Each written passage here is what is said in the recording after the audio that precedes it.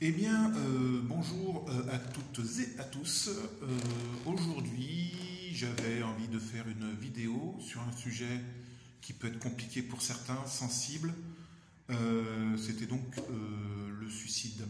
Euh, voilà, c'est quelque chose qui n'est pas évident d'en parler. C'est pas facile pour des personnes qui ont connu des personnes qui ont effectué cet acte, euh, que certains considèrent étant malveillant contre soi-même. Certains peuvent dire que c'est de la lâcheté ou qu'il faut du courage pour pouvoir faire ça. On va essayer d'en parler un petit peu dans cette vidéo. Bon, pas facile, hein? Bon, allez, on y va quand même. Alors, d'abord des chiffres, je vais en passer par là. Donc, on considère que dans le monde, il y a à peu près 700 à 800 000 suicides chaque année, et qu'il y a à peu près entre 10 et 20 millions de tentatives de suicide dans le monde entier. Donc, déjà, on peut se dire, mais pourquoi les gens font-ils des tentatives ou même y arrivent? La plupart du temps, c'est parce que les personnes sont souvent en éloignement social, que les gens sont dans une détresse émotionnelle. D'autres, c'est parce qu'ils ont des soucis psychiques, avec certains troubles psychiques. Et d'autres, c'est dû à tout un tas d'autres addictions.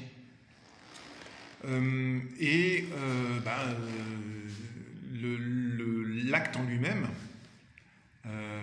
il y a pas si longtemps, ne serait-ce qu'en France, était répréhensible, était puni. Il faut savoir que encore jusque dans les années 70 où ça a été requalifié, si vous vous suicidiez et que vous vous loupiez, vous vous étiez emprisonné et vous risquiez la peine de mort. Très intelligent, nos dirigeants, de penser à ça. Hein, quelqu'un qui veut se suicider, on dit on va te tuer. Voilà. Donc c'est un petit peu antinomique tout ça. Mais bon, le fait que on soit dans ces pensées-là, il y a toujours une cause. Ça peut être des fois une rupture amoureuse, le fait qu'on en a marre d'être là parce qu'on subit des brimades, que ça soit au boulot, que ça soit dans la famille. C'est voilà, tout un tas de problématiques. Peut-être que vous en avez rencontré ou que dans votre cercle proche, vous avez eu ceci. Mais allons au-delà de ça. Vous savez que moi, je suis plutôt axé sur quelque chose de plus ésotérique, un peu plus spirituel, une recherche un petit peu de réflexion. Je me décale un peu parce qu'en fait, si je me mets là, j'ai trop de lumière. Donc j'essaie de me mettre comme il faut. Mais on peut se poser la question déjà. Est-ce que, par hasard, vous, tous les jours peut-être, vous êtes dans une option suicidaire? Je m'explique, attention. Tout ceci ne reste que mon avis, comme d'habitude. Je dis pas que j'ai raison, il y a peut-être d'autres versions. Moi, je suis prêt à en discuter. Au contraire, je trouve ça très intéressant de pouvoir avancer en discutant de certaines choses. Donc, je disais, est-ce que le fait de vous lever chaque matin et de vous dire « Ah putain, fait chier, je vais encore aller bosser dans ce boulot de merde qui m'emmerde et tout ça, et que j'y vais, mais bientôt, je sais pas, dans 40, 50, peut-être que j'aurai ma retraite, mais voilà, on sait jamais, et puis vous y allez, quoi que ce soit. » Est-ce que ça serait pas un suicide lent, le fait de faire ça? Est-ce que vous pensez pas que vous perdez des années de vie? Parce que quand vous n'êtes pas heureux, en fait, dans quelque chose, votre corps le ressent, votre corps, il s'amenuise, il perd de l'énergie, nous sommes énergie. Donc, en étant énergie, vous vous épuisez, vous perdez de l'énergie à faire quelque chose qui ne vous plaît pas, parce que vous sentez obligé, ou même que c'est vous qui vous obligez vous-même à faire ça. Ceux qui ont de la chance d'avoir un super boulot, d'avoir femme, enfant, mari, famille, etc., où tout se passe super bien, c'est cool. Mais dans d'autres options, comme celle-ci, le fait d'aller dans un boulot qui ne vous plaît pas, où vous avez tous les jours un patron qui vous fait du harcèlement moral, où vous êtes limite burn-out, sans dire d'aller jusqu'au suicide, mais vous y pensez. Déjà, inconsciemment, dans votre tête, c'est déjà une espèce de semi-mort. Je parle, en fait, sur l'option du suicide, ça m'est venu parce qu'en fait, j'avais des personnes qui me disent « Ah, mais si tu te suicides, tu iras en enfer. Tiens, ouais, c'est pas bien.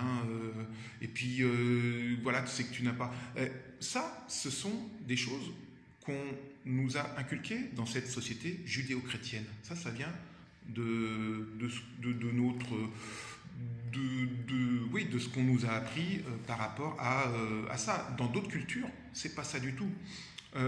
Mais, par exemple, imaginons, bon, vous savez, moi je suis motard, quand j'en vois certains rouler, par exemple, puis moi des fois de temps en temps aussi, hein, on se dit, putain, mais il est fou, il va se tuer ou quoi que ce soit, mais s'il continue comme ça, est-ce que ça serait pas non plus une espèce de petit suicide? Parce que, qu'est-ce que le suicide, hein, à part le petit Suisse qui vit là-bas à Genève, hein, et qui s'appelle Id,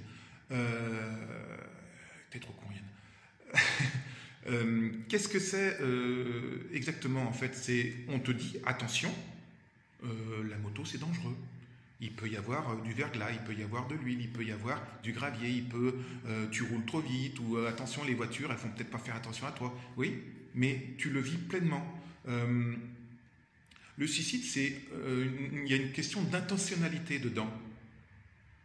Quelqu'un qui est imprudent, qui va dire « Oh, je vais faire du parachutisme, tu as vérifié si ton parachute il était bien... Oh, c'est pas grave, j'y vais, waouh !» Il vit pleinement, mais est-ce que c'est pas braver la mort, comme on dit? Est-ce que c'est pas essayer d'aller plus loin qu'eux? Et puis tu risques, mais tu risques tous les jours, ça. Voilà, le fait de dire « Ben tiens, je vais noyer mon chagrin dans l'alcool » ou « Je bois tous les jours parce que j'aime bien faire la fête », le fait de se dire « Je fume des pétards », ou de fumer même une cigarette. Cigarette, c'est dangereux pour la santé. Si c'est si dangereux que ça, ça ferait longtemps que c'est interdit. Mais sauf que derrière, il y a des sous-sous. Hein, le dire, tiens, moi, je ne me fais pas vacciner contre le ou la Covid ou comme d'autres trucs, c'est un choix personnel. Mais est-ce que ça ne serait pas considéré comme suicidaire? C'est bien ce qui a été dit plus ou moins insidieusement pour certaines personnes, que vous pouvez être un terroriste parce que vous pouviez contaminer des personnes. Donc si vous pouvez contaminer des personnes et que vous ne le faites pas, c'est une sorte de suicide parce que autrement vous allez mourir. Donc il y a tout un tas de choses qui peuvent être classifiées comme ça, mais il y a dedans normalement une sorte d'intentionnalité. Quelqu'un qui est inconscient, alors il ne va pas se suicider s'il n'est pas conscient de son fait. Je ne suis pas tout à fait d'accord avec ça, moi. Je pense que, je pense personnellement, pour en revenir un petit peu à rassurer les personnes qui disent « Oh, tu vas aller en enfer ou quoi que ce soit ». Qu'est-ce qui va en enfer, en fait? C'est ton âme ou c'est ton corps? On voit souvent dans des films ou des dessins, quoi que ce soit, que c'est le diable qui vient chercher l'âme et tu descends en enfer, quoi que ce soit. Tandis qu'autrement, comme Patrick Swayze, tu as la lumière qui t'emmène jusque là ou quoi que ce soit. Moi qui, comme vous savez, suis passeur d'âme, il y a des fois des âmes qui sont égarées parce qu'à un moment, elles n'ont pas compris qu'elles étaient décédées, parce que ça a été peut-être brutal, ou parce qu'elles n'avaient pas finalisé ce qu'elles devaient faire. Elles s'est dit, non, faut que je reste là parce qu'il faut que j'aide ou quoi que ce soit. Mais on les a rappelés. Tu ne peux pas décider du moment où tu as... Enfin, pour moi, ceci, quand tu es là-haut, tu dis ça va être à peu près à cette période-là, mais il y a des fois des personnes qui disent faut que je reste ici parce que j'ai pas fini, faut que j'aide ma famille ou quoi que ce soit. Si l'univers t'a rappelé à lui, c'est parce que tu avais fini ta mission sur ce moment-là. Et que ta mort allait au-delà d'entraîner du chagrin aux personnes qui t'entouraient, ou peut-être de la joie, pour certains. Il y en a qui en ont où on est bien content que l'autre... parce qu'ils commençaient à nous... ou pour des personnes qui ont dit qui étaient méchantes. Mais elles avaient, quoi qu'il arrive, une fonction dans ce monde. Je vais reprendre l'exemple de Grégory Le Marchal. Sa mort a enclenché des choses belle derrière, hein, le fait d'avoir son association, le fait que les gens soient émus et qu'ils fassent d'autres actions positives. Son décès tôt était déjà, entre guillemets, prévu, et ça en est d'autres choses. C'était pas un suicide, mais il a quand même vécu pleinement les choses. Donc il aurait pu largement mourir plus tôt en faisant ça, parce que en s'épuisant à chanter, en faisant la Starac ou quoi que ce soit, ça aurait pu s'arrêter beaucoup plus tôt. Tandis qu'on lui disait, ah, il faut rester calme, il ne faut pas bouger ou quoi que ce soit. Mais est-ce que, justement, à contrario, le fait de se dire, oh là là là là, je risque de mourir tous les jours, je ne sors pas de chez moi, quoi que ce soit, ce n'est pas un suicide lent aussi, comme je parlais tout à l'heure. Le fait de se dire, oh là là, si je sors, je peux me faire écraser, oh là là là là, je ne veux pas rencontrer des gens parce que ça me fait peur ou quoi que ce soit, et puis je risque ci, je risque ça. C'est comme dans un mijoter à feu doux. Hein, petit à petit, tu perds de l'énergie et tu vis pas. Et c'est une sorte de suicide, parce que le fait d'avoir un éloignement social, c'est une des raisons, une des causes aussi de ça. Donc, c'est pas complexe, mais je pense que justement, en parlant de ça, il y a une raison. Et je pense que potentiellement, le suicide peut faire partie d'un chemin de vie. Pas forcément pour soi, mais pour les autres. Parce que, regardez, vous avez déjà vu, peut-être autour de vous, mais en tout cas dans des vidéos YouTube ou même ailleurs, des vidéos où on voit les gens, ils passent à ça, de la mort. Hein, on dit, oh là là, t'as vu, il a failli se faire écraser, oh là là, sur le toit, il y a de la neige ou des tuiles qui sont tombées, c'est passé juste à côté, à une seconde près et tout ça, oh là là, t'as vu la petite vieille qui était à l'arrêt de bus, il y a une voiture qui fonçait dessus, il y a un camion qui tout d'un coup a coupé la route de la voiture, et la petite vieille, elle a réussi à sauver. On se dit, c'est qu'ils ont vraiment des anges gardiens. Et oui, on a au moins un ange gardien, ou plusieurs, selon la vision de chacun. Moi, je les remercie tous les jours de faire en sorte que je continue sur ce chemin-là et de m'apporter les épreuves que ça doit m'apporter. Mais pour en revenir à ça, si on considère qu'à certains moments, oulala, on est passé à ça. Ou des fois, tu fais la trace de pneu dans ton slip parce que tu te dis, putain, c'est pas passé loin. Hein. Donc, si tu as des anges gardiens qui te permettent d'éviter de... Si, quand tu fais une TS, une tentative de suicide, ça ne marche pas parce que pour X ou Y raison, tiens, aujourd'hui, je voulais me suicider au gaz, aujourd'hui, je comprends pas, ils sont en panne. Ou, ma bouteille est vide alors que je viens de la changer. Voilà, peut-être que c'est tes anges gardiens qui ont fait en sorte que ça ne fonctionne pas. Donc, si à un moment, ça fonctionne, alors peut-être que tu es allé trop loin dans tes TS, mais peut-être que ils peuvent arriver à te sauver plusieurs fois. Je pense que si vous regardez derrière vous, le nombre de fois où vous auriez pu, même quand vous étiez gamin, les nombres de conneries que vous avez pu faire et que vous dites, en réfléchissant, ouais, là, quand même, c'était quand même limite. Hein. Donc, si vous avez vos anges gardiens qui, jusqu'à présent, vous ont sauvé le cul, hein, des fois de façon flagrante, des fois un peu moins, dites-vous que si à ce moment-là, la tentative fonctionne, c'est peut-être que c'était le moment, et que peut-être pour vous, vous aviez dit, j'en peux plus, j'y arrive pas, univers, est-ce que je peux gommer cette vie et en recommencer une autre?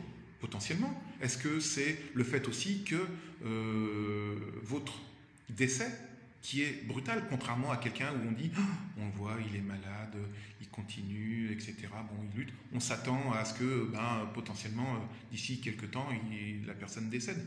C'est brutal. C'est ceux qui restent autour qui doivent gérer ça. Et le but était peut-être que ces personnes-là, ça soit justement un test, ça fait partie de leur destin pour voir comment ils vont réussir à gérer ça, à continuer ça. C'est peut-être l'épreuve du bac pour eux, pour dire, tiens, maintenant, qu'est-ce que tu fais? Qu'est-ce que tu décides? Hein, moi, par exemple, je sais que à un moment, au décès de ma mère, j'ai tenu encore un moment, mais à un moment, j'ai dit, mais c'est quoi cette vie de merde? J'ai arrêté le boulot, j'ai fait tout un tas de trucs, et ça m'a emmené vers un chemin qui m'a permis d'avoir un certain éveil, et qui permet d'être qui je suis maintenant. C'est quelque chose qui est triste, mais qui, à potentiellement amener quelque chose, je dirais, enfin, si, je peux te dire de mieux, mais Yann, ce que tu racontes encore, ce que tu dis, c'est grave. Non, les fleurs qui poussent, elles poussent dans quoi? Elles ont besoin de quoi pour pousser? Elles ont besoin d'humus, de terreau. Et c'est quoi ça? C'est des feuilles mortes. Hein, c'est tout un tas de choses qui sont là et qui permettent de refaire la vie. Rien ne meurt, tout est énergie. Donc il faut savoir comment cette énergie va être utilisée derrière.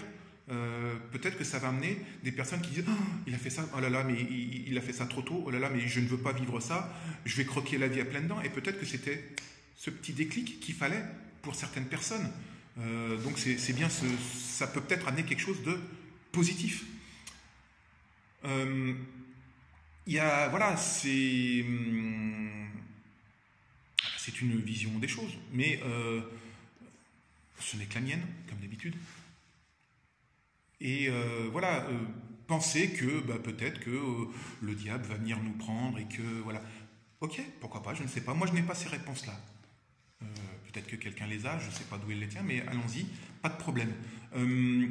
Moi, ce que je sais, c'est qu'à chaque fois que j'ai dû faire passer des âmes, c'était pour les emmener vers quelque chose de positif. Enfin, positif, quelque chose de lumineux. Hein. Je pense qu'il n'y a pas beaucoup de passeurs d'âmes qui font passer les âmes vers le fond, hein, ou alors ce sont des démons. Mais ok, pas de problème, j'entends, mais je n'ai pas ces informations-là personnellement. Et donc, pour en revenir à ces âmes, les âmes, si elles se réincarnent, fatalement, elles peuvent avoir une marque. De ce que j'ai entendu, j'entends ça, je ne sais pas, mais je peux adhérer un petit peu.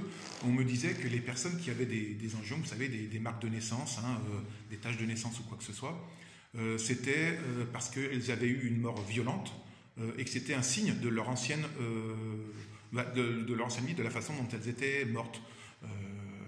Voilà. Pareil, quand vous avez quelqu'un qui fait une TS et qui se loupe, pourtant elle avait tout fait bien, elle s'était mis le canon dans la bouche et tout d'un coup, on ne sait pas pourquoi, ça a dévié d'1 millimètre, hop, ça fait un gros trou et cette personne-là est marquée.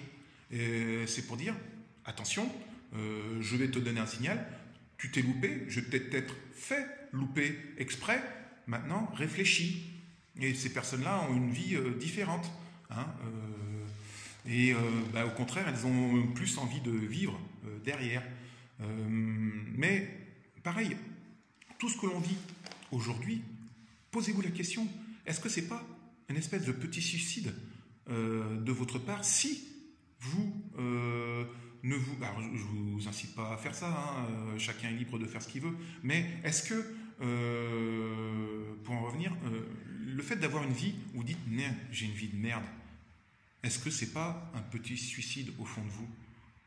Moi, quand je regarde derrière, je me dis « putain, j'ai vécu comme ça », alors je pensais que... je dis, des fois, j'étais limite, j'avais pas conscience que ça pouvait être dangereux de faire ça, mais bricoler sans couper l'électricité, bon, je le faisais, mais il y en a qui bricolent, qui touchent les prises et ils disent pas, tiens, je vais couper l'électricité au compteur. Hein, d'autres qui se disent, tiens, je vais bricoler sur la voiture, mais je mets pas le frein à main. D'autres qui montent sur une échelle, mais qui la stabilisent pas, et tu dis, ils s'accrochent au pinceau ou quoi, voilà, ou qui font ça en claquettes chaussettes. Voilà, il y a plein de choses qui sont inconscientes. Et vous dites, mais les gens, mais ils sont suicidaires. D'ailleurs, on le dit, on dit, mais ils sont suicidaires, ces gens-là, de faire ça. Le fait de faire, ne serait-ce que, par exemple, ceux qui roulent en Formule 1, même s'il y a toute la sécurité ou quoi que ce soit, ils ne sont pas en train de rouler à 50, hein. Voilà, il y a tout un tas de choses, quand vous voyez les sports extrêmes, vous dites, waouh, c'est super, oui, quand ça fonctionne. Mais ce sont des professionnels, oui, mais ça n'empêche pas que c'est pas parce que tous les jours tu fais quelque chose et ça fonctionne qu'il n'y a pas de risque. Donc,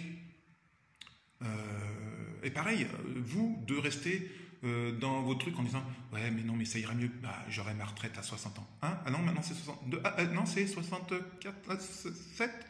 Ah non, on va faire comme en Chine, on va travailler jusqu'à notre mort. D'accord. Ok, d'accord, mais j'accepte. Comment? On me double mes impôts? D'accord, j'accepte. Comment il faut que je ne sorte pas de chez moi? D'accord, j'accepte. Et que je fasse attention que c'est de 8h à 18h en dehors, j'ai pas le droit d'aller. D'accord, j'accepte. C'est une vie, ça? Moi, je pense pas. Alors, je vous dis pas non plus de vivre, de tout lâcher et de faire les coups. C'est une question propre à chacun. Et moi, ce que je vous dis, c'est d'écouter votre âme. Votre âme sait. Est-ce que votre âme serait consciente de vous dire, parce que des fois, vous dites, ouh là, ça va pas. Alors c'est quoi? C'est votre mental qui vous dit, non, j'ai failli me suicider, finalement je reprends. Ou c'est votre âme qui a discuté, qui a dit, c'est pas encore le moment, tu as d'autres choses à vivre, prends conscience d'eux, hein, et tu verras que potentiellement, vous avez des réponses en vous. Moi, je suis pas là pour vous dire, c'est ainsi, c'est comme ça ou quoi que ce soit. Depuis le temps, vous me connaissez, et si vous ne me connaissez pas, je vais vous le dire, ceci n'est que mon avis, mais je suis juste là pour vous essayer d'amener à avoir une autre vision des choses, et même en vous disant, tu racontes que des conneries, gars, vous disiez, ah oui, mais ça m'interroge. Est-ce que, en mettant une petite pincée de conneries que je vous dis, vous n'êtes pas en train de vous dire, allez, je vais penser à autre chose, mais quelque chose, ça va m'emmener quelque chose, mais pas forcément sur le même chemin qu'il veut me dire, ce petit garçon, mais peut-être sur une autre voie. C'est ça le début de la prise de conscience. Et ce n'est que mon avis. Bon, allez, tchuss, et à la prochaine.